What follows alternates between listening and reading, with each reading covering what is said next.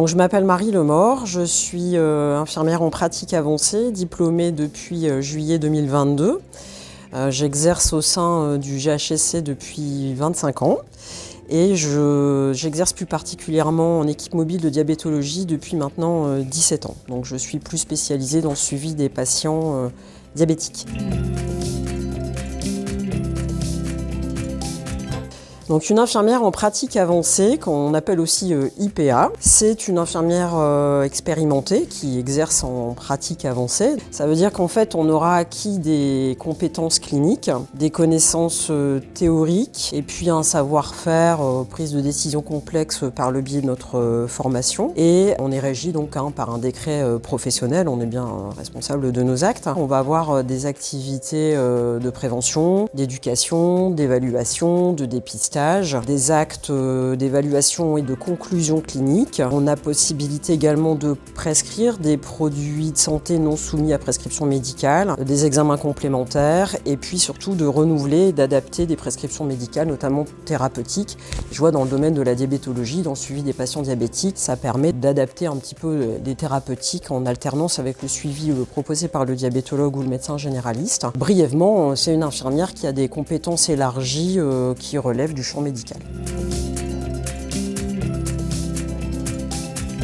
Donc pour devenir une infirmière en pratique avancée, il faut déjà avoir un diplôme d'état d'infirmière. Il faut exercer au minimum 3 années d'expérience de terrain, d'exercice professionnel pour pouvoir accéder à une formation qui est donc universitaire. On obtient donc un diplôme d'état d'infirmière en pratique avancée qui est un grade master universitaire. La formation se déroule en 2 années. Donc la première année est un tronc commun avec des unités d'enseignement communes à toutes. Et la deuxième année, en fait, on choisit une mention plus particulière. Donc, il en existe 5 actuellement. La mention pathologique chronique stabilisée, donc dans laquelle moi j'exerce avec une liste de certaines pathologies que l'on peut suivre, notamment le diabète, les insuffisants cardiaques, insuffisants respi, certaines maladies neurologiques, les asthmatiques. Enfin, on ne peut pas suivre tout et n'importe quoi comme pathologie. Deuxième mention qui est apparue plus dernièrement, la mention urgence. Ensuite, il y a la mention oncologie, hématologie, la mention psychiatrie, santé mentale et la mention maladie rénale, dialyse, transplantation rénale. Donc la deuxième année, vraiment développement de compétences beaucoup plus spécifiques pour l'exercice futur. Donc une fois qu'on a ce diplôme d'état d'infirmière en pratique avancée, on peut exercer soit dans une équipe coordonnée en libéral avec un partenariat avec un médecin généraliste ou plusieurs, bien sûr, dans un cabinet, une maison de santé pluriprofessionnelle ou en exercice comme je le pratique dans le cadre de la fonction publique hospitalière en partenariat avec des médecins spécialisés en ce qui me concerne la diabétologie. Donc les intérêts professionnels, je dirais que déjà c'est quand même une perspective d'évolution de carrière. Ensuite, c'est quand même beaucoup plus d'autonomie professionnelle puisqu'on développe quand même ses compétences dans un certain domaine d'expertise. Donc ça ouvre un petit peu les champs d'exercice puisqu'on peut quand même prescrire, renouveler, dans un certain cadre, mais voilà, ça laisse une autonomie tout en favorisant vraiment l'échange avec l'équipe médicale puisque dès qu'il y a quand même des temps d'échange, de synthèse sur le dossier des patients que l'on suit, puisque ce sont des patients chroniques stabilisés. Donc dès qu'on voit qu'il y a une dégradation de la santé, un problème aigu, on va renvoyer vers le médecin spécialiste et mes collègues qui exercent en libéral vers le médecin généraliste.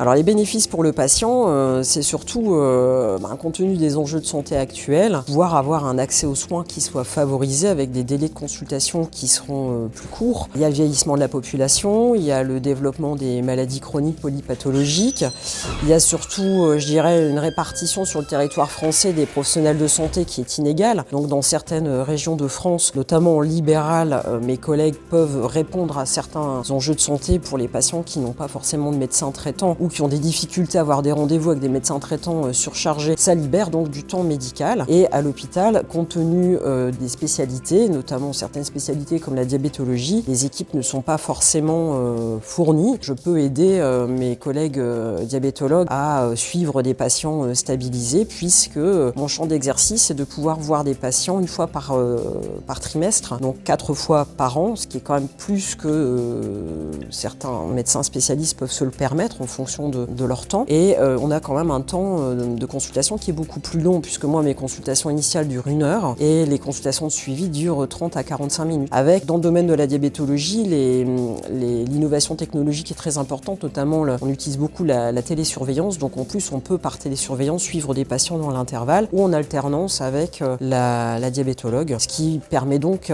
plus d'observance des patients, on peut les motiver et on peut surtout être très présent dès qu'on voit qu'il y a un problème aigu qui apparaît ou qui a nécessité de refaire le point en synthèse avec le diabétologue sur le dossier du patient. S'il y a la moindre difficulté, c'est vraiment un échange qui est favorisé, qui à mon sens permet aux patients d'avoir une prise en soin favorisée. Ça répond, en tout cas je pense, en partie aux enjeux de santé actuels et futurs.